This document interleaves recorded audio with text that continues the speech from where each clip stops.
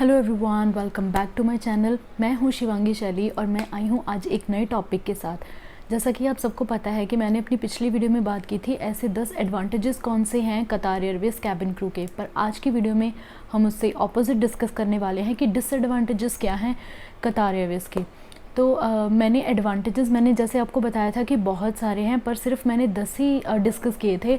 तो जो डिसएडवांटेजेस हैं वो मुझे थोड़े से ज़्यादा याद आ गए, तो मैंने क्या किया, मैंने आज की वीडियो को 2 पार्ट्स में डिवाइड किया है, क्योंकि अगर मैं सारी चीज़ें एक ही बार में बता दूंगी तो आप लोग भी बोर हो जाएंगे और वीडियो बहुत लंबी हो जाएगी।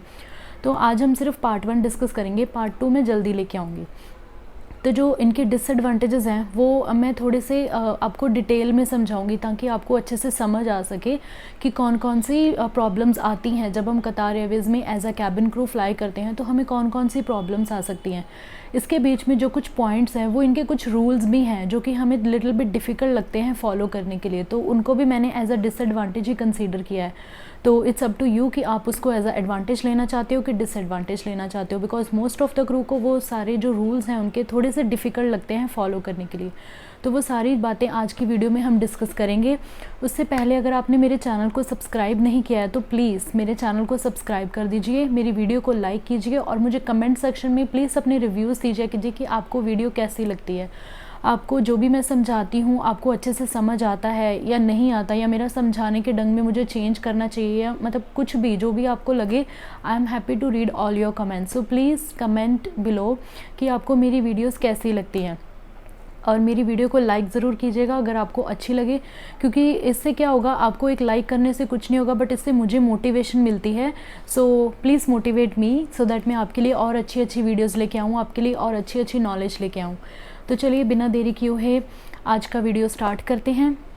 तो कैबिन क्रू बनने की ऐसे कौन से डिसएडवांटेजेस हैं।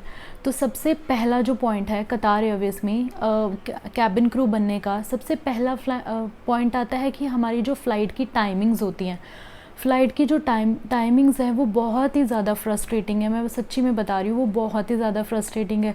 कुछ टाइमिंग्स ऐसी होती हैं जो कि लेट नाइट को होती हैं, जैसे आप 1 बजे जा रहे हो, 2 बजे जा रहे हो, मतलब कोई टाइम नहीं है। कुछ अर्ली मॉर्निंग फ़्लाइट्स आती हैं, जैसे कि आप सुबह 5 बजे जा रहे हो, सुबह 4 बजे जा रहे हो, और अगर आपकी 4 बजे फ़्लाइट है तो आपको 2 घंटे पहले उठना पड़ता है। और अगर कुछ ऐसी फ़्लाइट्स हैं जो लंबी फ़्लाइट्स होती हैं उसमें आपको 3 घंटे पहले उठना पड़ता है। बहुत ही फ्रस्ट्रेटिंग है। अगर आप 380 के क्रू हो तो आपको पता चलेगा कि और भी ज़्यादा फ्रस्ट्रेटिंग है, बिकॉज 380 का जो क्रू होता है उनका जो रिपोर्टिंग टाइम होता है वो as compare to other fleets थोड़ा जल्दी होता है, तो उन्हें थोड़ा जल्दी रिपोर्ट करना पड़ता है एज़ कम्पेयर टू जो 777 और 787 में जो फ्लाई करते हैं।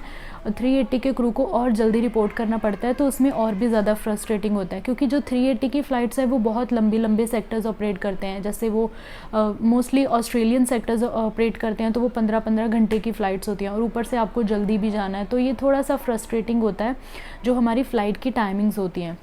उसके बाद हम बात करेंगे हमारा जेट लैग जो है वो हमारी जो फ़्लाइट की टाइमिंग्स है उनके साथ थोड़ा सा मैच करता है, बिकॉज़ जेट लैग हमें तभी होता है जब हमें अपनी नींद अच्छे से नहीं मिल पाती, बिकॉज़ आपकी जो बॉडी होती है वो एक जगह पे, जैसे कि मान लीजिए आप इंडिया में रह रहे हो, तो इंडिया में आपको क्या होगा, आपको रात को नींद आती है, आपको सुबह नींद नहीं आती। बट जब आप फ्लाई कर रहे हो, जैसे इंडिया से मान लीजिए आप कनाडा जा रहे हो, तो कनाडा में जब यहाँ पे दिन होगा वहाँ पे रात होगी, वहाँ रात है तो यहाँ दिन होगा, तो आपकी बॉडी उस हिसाब से एडजस्ट नहीं कर पाएगी। तो जो लोग यहाँ से परमानेंट जाते हैं तो उनको थोड़े टाइम बाद उनकी बॉडी उस कनाडा के अकॉर्डिंग थोड़ा डल जाती है। बट जो कैबिन क्रू होते हैं उन्हें बहुत दिक्कत आती है, बिकॉज़ आप अलग अलग टाइम जोन में आप ट्रैवल करते हो, तो जेट लैग एक बहुत ही कॉमन प्रॉब्लम है जो सारे क्रू में होती है।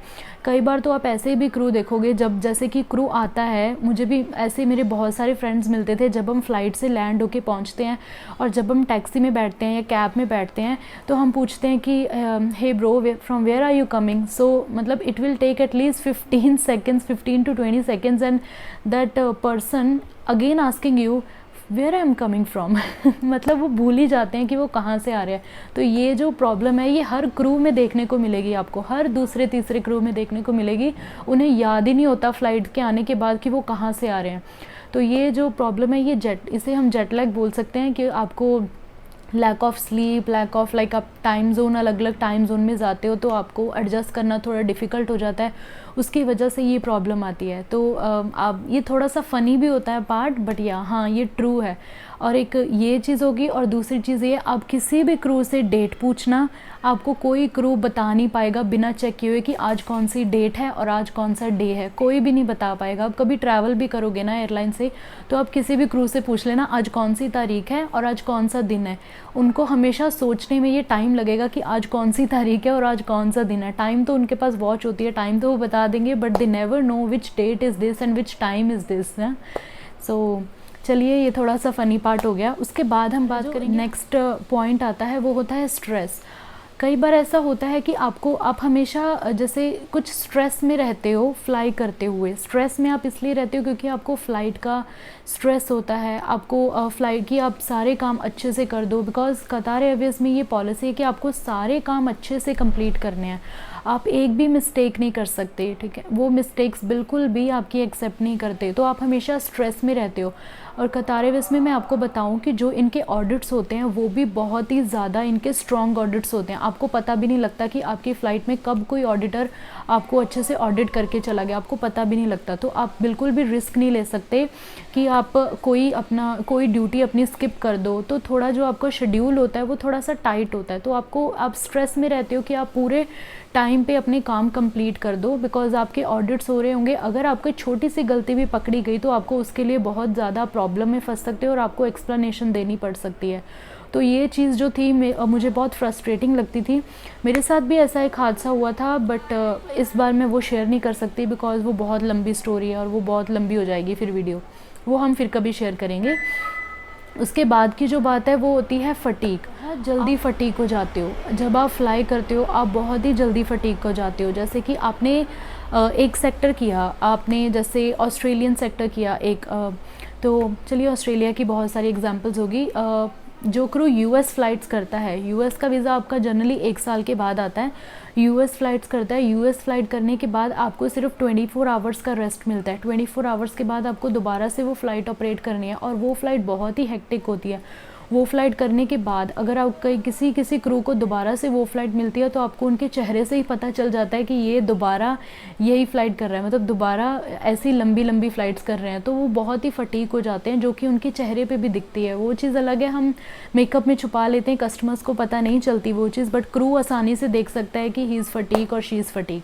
सो ये एक बहुत ही कॉमन डिसएडवांटेज है। ये ज़रूरी नहीं कतार एयरवेज़ में होती है, ये किसी अदर एयरलाइंस के जो क्रू है उनमें भी फटीगनेस देखने को मिलती है। जो हमारे डोमेस्टिक क्रू हैं वो जब कभी 4-4 सेक्टर्स, लंबे सेक्टर्स होते हैं जो 4-4 सेक्टर्स ऑपरेट करते हैं, उनमें भी फटीगनेस देखने को मिलती है। तो ये एक बहुत ही कॉमन प्रॉब्लम है हमारी कैबिन क्रू की लाइफ में।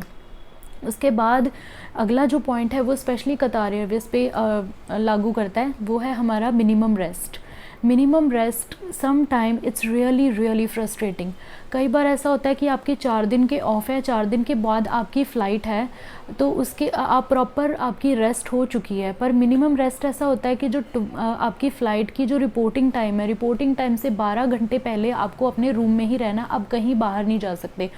आपको जितना मर्जी अर्जेंट काम हो आप बाहर नहीं जा सकते, उसे बोलते हैं हमारी मिनिमम रेस्ट, जो 12 घंटे की मिनिमम होती ही है। तो आपको 12 घंटे अपनी रिपोर्टिंग टाइम से 12 घंटे पहले आपको अपने रूम में ही रहना है, जो बहुत फ्रस्ट्रेटिंग होता है कई बार तो जब आप बैक टू बैक फ्लाई करते हो तो आपको रेस्ट करनी है एनी विच वेज, तो इसमें कोई दिक्कत नहीं होती, बट एनी हाउ आपको ये मिनिमम रेस्ट फॉलो करनी ही पड़ती है। तो ये थोड़ी सी फ्रस्ट्रेटिंग हो जाती है मिनिमम रेस्ट, और ये स्पेशली तब ज़्यादा फ्रस्ट्रेटिंग होती है जब हम अपनी होम कंट्री से ट्रैवल कर रहे होते हैं, बिकॉज़ जो हम जब अपने घर जाते हैं तो अपने घर से जब हमें वापस दोहा के लिए आना है, मान लीजिए हमारी फ़्लाइट कल सुबह की है, तो हमें आज रात अपनी रिपोर्टिंग टाइम से 12 घंटे पहले अपनी अकोमोडेशन में होना ही है, आपको अपनी फ़्लाइट उस अकॉर्डिंग लेनी पड़ती है। तब मुझे ये थोड़ा सा इरिटेटिंग लगता था, but you have no other option, you have to follow your minimum rest. Okay, so इसके बाद का जो पॉइंट आता है वो आता है हमारा कर्फ्यू। कर्फ्यू जो होता है, कर्फ्यू का मेन बात यह है कि कर्फ्यू में आप जैसे सुबह 4 बजे से लेके रात सुबह 7 बजे तक आप अपने घर से बिल्कुल भी बाहर नहीं निकल सकते, बिल्कुल भी नहीं निकल सकते। नो मैटर कि आपको क्या काम है, कुछ भी हो, कर्फ्यू आपको फॉलो करना ही करना है, तो मतलब करना ही है। कर्फ्यू को तो आप मिस कर ही नहीं सकते। तो ये कर्फ्यू एक बहुत ही सेंसिटिव पॉइंट है, अगर आप कर्फ्यू में पकड़े गए तो डायरेक्टली आप टर्मिनेट हो सकते हो, तो कर्फ्यू आपको फॉलो करना ही पड़ता है। तो कर्फ़्यू की बात करते हैं तो ये कर्फ़्यू वैसे तो हमारे अच्छे के लिए उन्होंने लगाया है कि हाँ, हम अपने सुबह 4 बजे तक आप अपनी पार्टी करो, आप अपनी फ़्लाइट्स करो, आप अपनी आउटिंग करो, जो आपको करना है करो, सुबह 4 बजे तक करो, बट 4 बजे के बाद आप अपने घर वापस चले जाओ और 7 बजे के बाद आप दोबारा अपनी डे रूटीन स्टार्ट कर सकते हो। तो ये हमारे अच्छे के लिए लगाया गया, पर कई बार हम ऐसी जगह पे फंसे होते हैं जहाँ से हम नहीं जल्दी निकल आ सकते, बट आपको ये चीज़ें फॉलो करनी पड़ती हैं। जैसे कि कई मैरिड क्रू होते हैं, जब उनके हस्बैंड्स उन्हें मिलने जाते हैं तो वो होटल में स्टे कर रहे होते हैं, तो you want to stay with your family. ज़रूरी नहीं हस्बैंड, आपके फादर, आपके ब्रदर, कोई भी आपसे मिलने आता है तो you want to stay with them, क्योंकि उनका अकोमोडेशन में उनको अलाउ नहीं किया जाता। तो जब वो स्टे करते हैं तो आपको वो अपने कर्फ्यू टाइम पे आप बाहर नहीं रह सकते, आपको अपने अकोमोडेशन में जाना ही है। तब आपको ये बहुत इरिटेटिंग लगता है कि यार ये क्या बात है कि मैं क्यों, ये बना क्यों है कर्फ्यू, तब आपको अच्छा नहीं लगता ये सारी चीज़ें। तो ये भी एक डिसएडवांटेज, हम एज अ डिसएडवांटेज इसको कंसीडर कर सकते हैं। तो उसके बाद हम बात करेंगे that you have to stay away from your family. जब कतार एयरवेज़ में हम फ्लाई करते हैं तो कतार एयरवेज़ का जैसे आपको पता है कि सिर्फ एक ही बेस है जो कि है दोहा। तो जब हम दोहा से फ़्लाई करते हैं तो सभी की फैमिली दोहा से नहीं होती है। Everybody is away from their family. हम सब लोग अपनी फैमिली से दूर होते हैं। तो ये भी मुझे अच्छा नहीं लगता कि आप सिर्फ अपने ऑफ डेज़ में मिल सकते हो, मतलब किसी का भी नहीं। जैसे हम इंडियन एयरलाइंस हैं, उसमें हमारे कितने सारे बेस होते हैं, जैसे दिल्ली होता है, बॉम्बे होता है। तो सब लोग क्या करते हैं, जो लोग दिल्ली से हैं वो दिल्ली की किसी एयरलाइन में ज्वाइन करते हैं, जो बॉम्बे से हैं वो बॉम्बे में रहना पसंद करते हैं तो वहाँ पे किसी एयरलाइन में जॉब कर लेते हैं। हैदराबाद होता है, बैंगलोर, मतलब हर कोई अपने अकॉर्डिंग जो भी उनको अच्छा लगता है, उनके घर के पास जो भी बेस होता है तो वो वहाँ से फ़्लाई करना स्टार्ट कर देते हैं, जो कि अच्छी बात है। पर दोहा में ऐसा सीन नहीं है। दोहा में सिर्फ एक ही बेस है, वो है दोहा, वो आपको वहीं से फ़्लाई करना पड़ेगा। तो आपको अपनी फैमिली से दूर रहना पड़ेगा, जो कि अच्छी बात भी नहीं है, पर हमारे पास कोई ऑप्शन भी नहीं है, करना तो पड़ेगा ना, पैसे कमाने हैं। चलिए उसके बाद हम बात करेंगे that you have to stay away from your family, ये भी उसके साथ हो गया। और उसके बाद इसके साथ का इमेजिन का पॉइंट है कि कई बार ऐसा होता है कि जैसे आपके 4 दिन के ऑफ़ हैं, फ़्लाइट्स बुकिंग फुल चल रही हैं, और 4 दिन के ऑफ़ में ऐसा होता है कि आप कई बार फ़्लाइट से आए हो, आपको रेस्ट करनी है। और कई बार ऐसा होता है कि आपके जो फ़्लाइट की जो टाइमिंग है वो 12 घंटे पहले आपको मिनिमम मेंटेन करना पड़ता है। मतलब कुछ भी सर्कमस्टांसेस हो सकते हैं कि आप अपने घर नहीं जा पाते हो क्योंकि आपके पास टाइम कम है, या फ़्लाइट्स अवेलेबल नहीं है, या आपको टाइमिंग मैच नहीं कर रही, या आपका मिनिमम बीच में आ रहा है, आपका कर्फ्यू बीच में आ रहा है, कुछ भी हो सकता है। मतलब ऐसे कई बार ऐसे सर्कमस्टांसेस आ जाते हैं कि आप अपनी होम कंट्री की तरफ फ़्लाई नहीं कर पाते और आपको 4 दिन की छुट्टी है। तो उसमें क्या होता है कि आप बहुत ही ज़्यादा अकेले फ़ील करते हो, बिकॉज़ ऐसा कभी नहीं होता है कि बहुत कम होता है ऐसे कि अगर आपको 4 दिन की छुट्टी है तो जो आपके फ्रेंड्स हैं या जो आपके फ्लैटमेट्स हैं जिनके साथ आपकी बनती है, या आपके जो फ्रेंड्स हैं उनको भी सेम डे पे ऑफ हो, तो आप बहुत ही अकेले पड़ जाते हो। तो इसमें क्या होता है कि आप नेटफ्लिक्स पे कितना ही देख लोगे, नेटफ्लिक्स भी आप ज़्यादा नहीं देख पाओगे, और अपने लिए और क्या कर सकते हो आप ना। तो क्योंकि आपके पास बहुत सफिशिएंट टाइम होता है सारी एक्टिविटीज़ कंप्लीट करने का, पर एक टाइम पे ऐसा होता है कि आपको लोग चाहिए होते हैं कि जिनसे आप बात कर सको। आपको ऐसा पॉइंट आपको चाहिए होता है कि नहीं, मेरे आसपास लोग हो जिनसे मैं बात कर सकूं। पर ऐसा बहुत बार ऐसा होता है कि आपको कोई आपका फ्रेंड अवेलेबल नहीं होता है। तो कई बार ऐसा भी होता है कि एक महीना निकल जाता था कि मैं अपने फ्रेंड से मिलती ही नहीं थी। मेरे जो भी फ्रेंड्स थे मैं उनसे मिल ही नहीं पाती थी, बिकॉज़ जब मेरा ऑफ़ होता था उनका ऑफ़ नहीं होता था, जब उनका ऑफ़ होता था तब मेरी फ़्लाइट्स होती थी। तो आप एक टाइम पे कह सकते हो कि आप अकेले पड़ जाते हो, बिकॉज़ दोहा में आप किसी को ज़्यादा जानते भी नहीं हो। तो ये एक डिसएडवांटेज, हम इसको एज अ डिसएडवांटेज कंसिडर कर सकते हैं।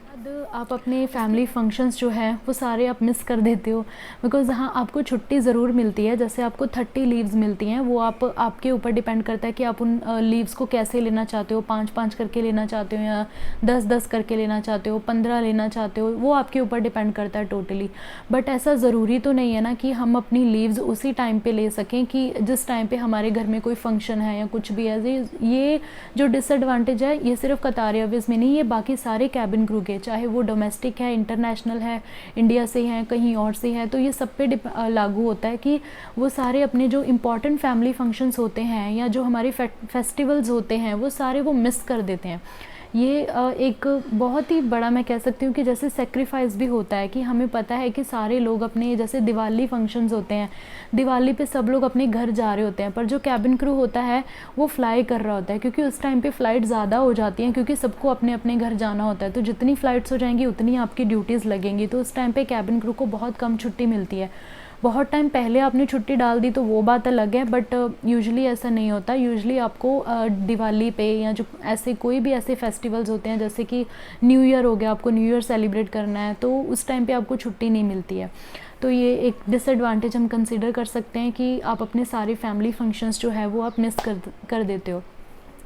उसके बाद जो अगला हमारा डिसएडवांटेज होता है ये स्पेशली कतार एयरवेज़ के लिए है कि कतार एयरवेज़ जो है वो बहुत ही पर्टिकुलर एयरलाइन है जो कि अब एक सिंगल मिस्टेक आपकी एक्सेप्ट नहीं करता। कई बार ऐसा होता है कि आपने एक सिंगल मिस्टेक कर दी, आपकी एक शिकायत आ गई and that's boom, you are fire, you are terminated. तो इसमें मैं कह सकती हूँ कि इसको आप इस तरीके से भी ले सकते हो कि इसमें जॉब सिक्योरिटी नहीं है। मतलब आप अपनी लाइफ का कुछ प्लान नहीं कर सकते कि अगर आपके साथ कुछ भी हो गया, देखो फिर भी हम कह सकते हैं कि हम इंसान हैं, इंसान से तो गलतियाँ होती रहती है ना। तो अगर आपने एक गलती कर दी और कतार एयरवेज़ ने वो गलती आपकी एक्सेप्ट नहीं करी तो that's done, you are fire. तो ये जो टर्मिनेशन होता है ना, तो कतार एयरवेज़ को लेके एक ऐसा भी बना हुआ है that you are hire and fire, like ये हायर एंड फायर करती है, फटाफट से हायर भी करती है और फायर भी करती है कि मतलब आपकी एक गलती आपसे नहीं होनी चाहिए।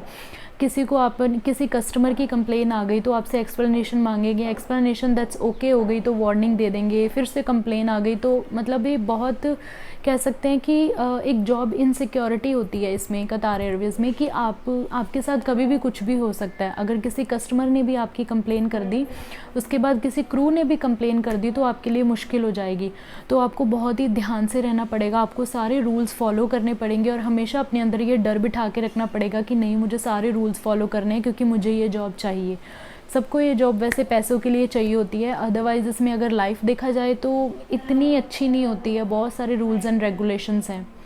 तो चलिए आज का वीडियो हम यहीं पे एंड करते हैं, कुछ थोड़े से पॉइंट्स रह गए वो हम अगली वीडियो में डिस्कस करेंगे। थैंक यू, बाय बाय, मिलते हैं हमारी अगली वीडियो में, तब तक के लिए थैंक यू, बाय बाय, खुदा हाफिज़।